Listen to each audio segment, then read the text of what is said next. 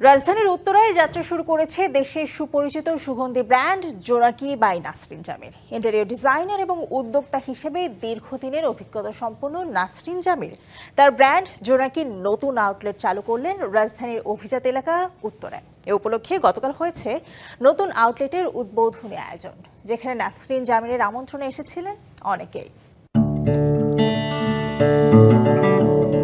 গত 2 দশকেরও বেশি সময় ধরে বাংলাদেশের ইন্টেরিয়র ডিজাইনার ও উদ্যোক্তা নাসরিন জামির 5 তারকা হোটেল, কর্পোরেট অফিস, ব্যক্তিগত বাসস্থান, শোরুম ও রেস্তোরাঁর নকশার পাশাপাশি তিনি ফার্নিচার ও টেক্সটাইল ডিজাইনেও নিজের সৃজনশীলতার স্বাক্ষর রেখেছেন।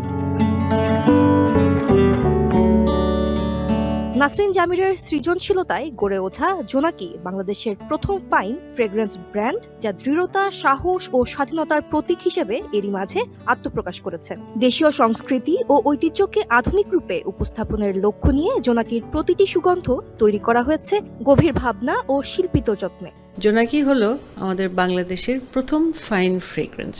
আমাদের নামটা বাঙালি, but Jonaki is made in Malaysia. এই জন্য একটা পারফিউমের জন্য খুব ভালো কেমিস্ট দরকার অ্যান্ড পারফিউম ফ্যাক্টরি দরকার, যার জন্য আমরা মালয়েশিয়াতে বানাচ্ছি।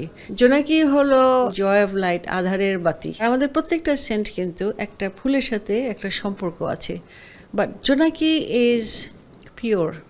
আর জোনাকিতে it's stain free, long lasting and allergy free. জোনাকির সিগনেচার সুগন্ধিগুলোতে পাওয়া যায় বাংলাদেশের পরিচিত সাদা ফুল, দোলন চাপা, গন্ধরাজ, শিউলি, বেলি ও হাস্তাহেনার সুবাস। নাসরিন জামিরের মতে প্রতিটি সুগন্ধিতেই যেন মিশে আছে নস্টালজিয়া, আবেগ ও আধুনিকতার এক অনন্য মেলবন্ধন, যা দেশীয় গ্রামকে আন্তর্জাতিক মানে উপস্থাপন করছে। জোনাকি is not a clone, it is pure. এটা একটা সিগনেচার সেন্ট। আমাদের সব সেন্টগুলি কিন্তু বাংলাদেশের ফুলের সাথে একটা রিলেশনশিপ আছে। জোনাকির একটা বাতি, জোনাকির একটা সেন্ট আপনি সাথে নিয়ে গেলেন, আর touch of little bit of Bangladesh you carry world wide. আমরা কিন্তু যে কোনো হাই কোয়ালিটি দেশের সাথে কম্পিট করতে পারবো।